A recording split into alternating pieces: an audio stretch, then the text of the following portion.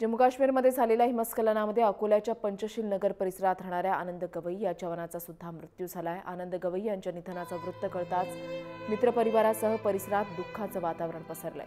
आनंद गवई यांच्या घरी त्यांचे आई-वडील आणि मोठे भाऊ आहेत, जे महाराष्ट्र पोलीस दलात कार्यरत आहेत। 25 जानेवारीला गुरेज सेक्टरमध्ये झालेल्या हिमस्खलनामध्ये आनंद गवई यांना वीरमरण आलं। 2009 मध्ये आनंद गवई सैन्यामध्ये भरती झाले होते आणि यंदाच्या वर्षी आनंद गवईंच्या विवाहाबाबत त्यांच्या घरी हालचाली सुरू झाल्या होत्या। 2 आठवड्यानंतर आनंद गवई घरी येणार होते, मात्र त्यापूर्वीच ही दुःखद बातमी गवईंच्या घरी धडकली।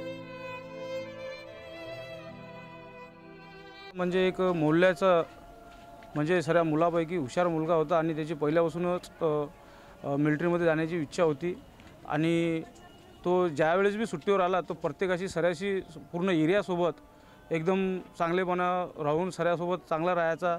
आणि आताच तो 2-3 महिने अगोदर सुट्टीवर येऊन गेला आणि सुट्टीवर आल्याच्या नंतर आता त्याला लग्नासाठी मुलगी पण कालच पाहासाठी त्याच्या घरचे सर्व लोक गेले होते।